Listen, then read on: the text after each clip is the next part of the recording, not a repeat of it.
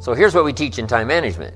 Don't start the day until you have it finished. You've got it laid out. Plenty of room for improvising, plenty of room for spontaneity, but you finish the day and then you start the day. You finish the week, then you start the week. But you shouldn't start building the hotel until you have it finished. Is it possible to finish it before you start? And the answer is yes. It would be foolish to start unless you had it finished. Unique things to remember. Now, here's what now turns wisdom and faith into reality, and that's activity, muscle. The labor, the work. Some people go for affirmations, but see, I do believe in affirmations, but here's the key on affirmations, and that is to affirm the truth. Affirm the truth. If you're broke, best thing to affirm is, I am broke. You put that up on the refrigerator where you can see it every day. It'll drive you to sign up for a class to learn a skill so that this doesn't happen anymore. Now, if that doesn't do it, reaffirm and put this up there. I'm 40 and broke. See, that's a lot more alarming. And if that doesn't work, put this up there. I live in America and I'm 40 and I'm broke. Something is wrong. Not with the country now. You don't have to build a raft. You don't have to build a raft and go to another country. I'd like to ask you to take a look at any place you've got a limitation and ask yourself, when did I decide to accept that limitation? And you may not even see it as a limitation. You might see it as just, that's who I am. But so often in our lives, we've adapted to be a certain way so that we don't fail or so that people will like us or respect us, but it's not necessarily who we are. Something might be wrong with your philosophy, your policy, your plan, and your strategy. So, affirm, yes, but always affirm the truth. Here's what the old prophet said. The truth will set you free. Now, here's the freedom of the truth. Number one, freedom of the truth. To correct old errors in judgment. That's the freedom of the truth. Because if you don't speak the truth, then you're likely not to correct the errors in judgment. If something's wrong, but you say, hey, it's fine, it's fine, it's fine, how are you going to correct the errors in judgment that made it wrong? See, you can't say it's fine, it's fine, it's fine, and finally it turns out to be fine. Say, no. The only way to go from wrong to fine is not by affirmation. The way to go from wrong to fine is to figure out where the errors in judgment were by speaking the truth. Something's wrong here, finding out what's wrong, making the changes. Now it can go from wrong to fine. It's not so much about changing your identity as it is expanding it. Deciding that, instead of your goals to lose 10 pounds, which is not compelling, what if your vision was to get back to my fighting weight? This year, this month, this next 90 days, I'm going to transform my body. I'm going to take on a new challenge. I'm going to find some technique or strategy, there's a million of them, that can reframe myself where I'm going to feel younger, stronger, more vibrant than ever before. Here's a good phrase. Affirmation without discipline is the beginning of delusion.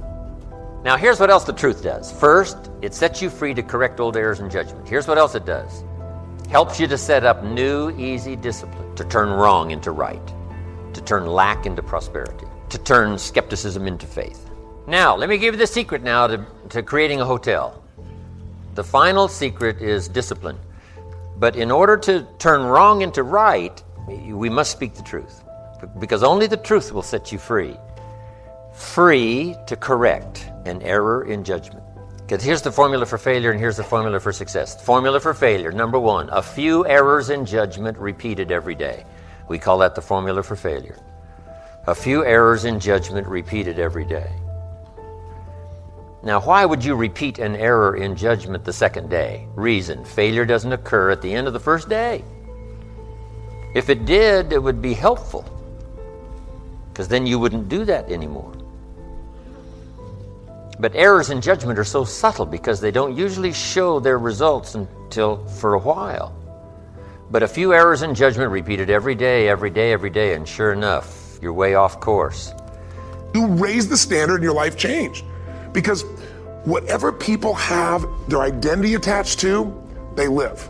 We live who we believe we are. That's just how it works. Now, here's all you got to do to turn that around. A few simple disciplines practiced every day. A few simple disciplines practiced every day starts to create success. Not at the end of the first day. The first day is the end of a new beginning. The first day. That you've started a new track, that you've started a new direction. So we must all speak the truth. So affirm the truth. Yes, affirm God is good. Yes, affirm life is full of possibilities. Yes, affirm all the truthful possibilities. But you don't need to try to trick yourself into saying something is okay when it isn't okay. Some people say every day in every way I'm getting better and better. And if that's not true, see, that we call that delusion. If it's not true. If it is true, then it's wonderful, it's fabulous, we should celebrate. But if it's not true, every day in every way I'm getting better and better, see, if that's not true, then it is an affirmation that's destructive. So just affirm the truth. The truth is I lack some skills to multiply my income by 10, which I wish to do in the future. I need to learn the skills. Affirm that you don't have the skills, so that it'll drive you to get the skills because you want to multiply your income by 10.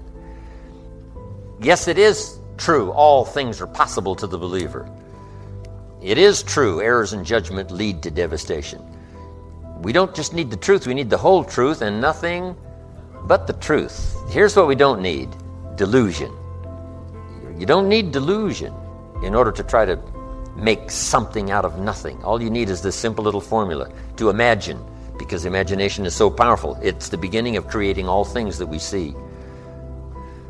Then faith to believe it's possible. It says what? With faith, everything's possible. Without faith, nothing is possible. So that's a good study to make, creating faith to believe it's possible. But now we deposit faith and imagination into muscle, into discipline. I sculpted my mind and my emotions to get me to do whatever it would take to achieve and to contribute.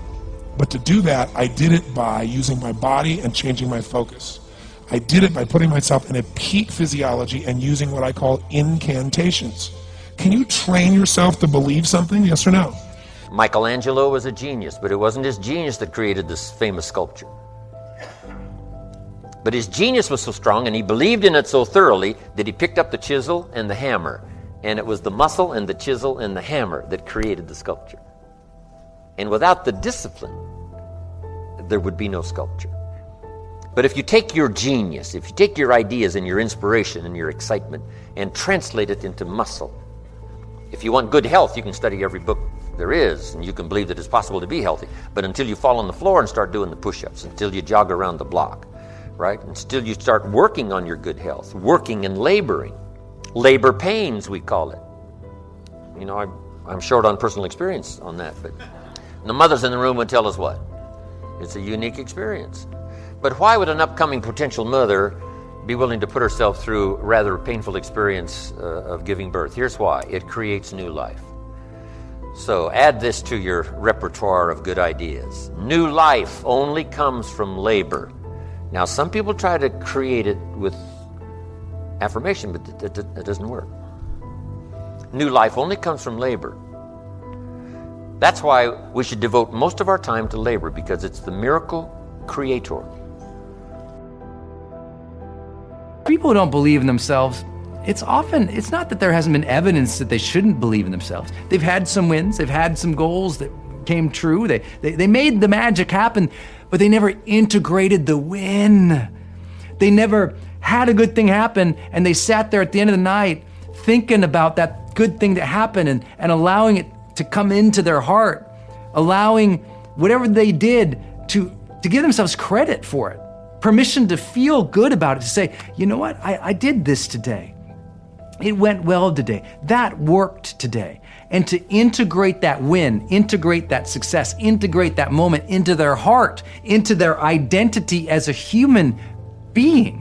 What happens is most of us, we knock off the checklist and did it. And 5 years later, after all these did it, made it happen, crushed it. 5 years later, we feel the same about ourselves, the same level of confidence, the same level of belief in ourselves, because we didn't allow those things to enter our psyche, enter our spirit as strength. We had momentum externally, but we didn't have any momentum internally, building our character and our strength. We never achieved that sense of pride or ownership of what we did.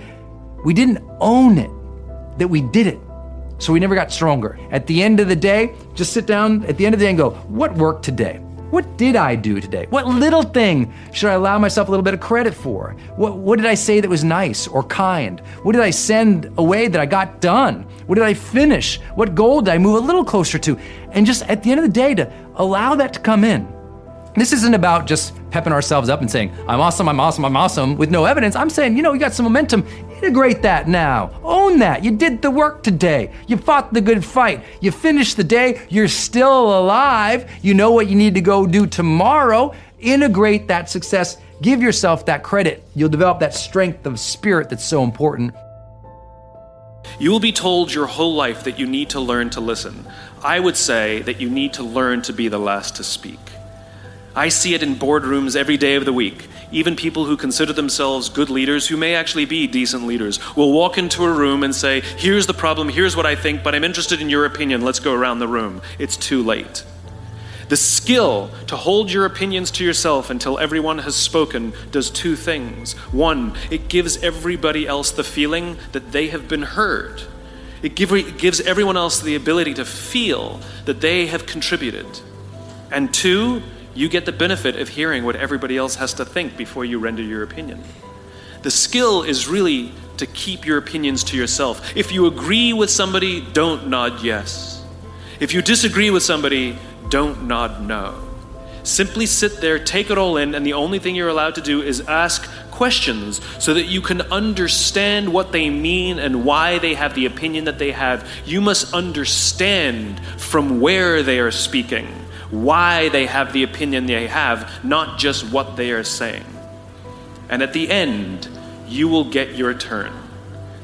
It sounds easy, it's not. Practice being the last to speak.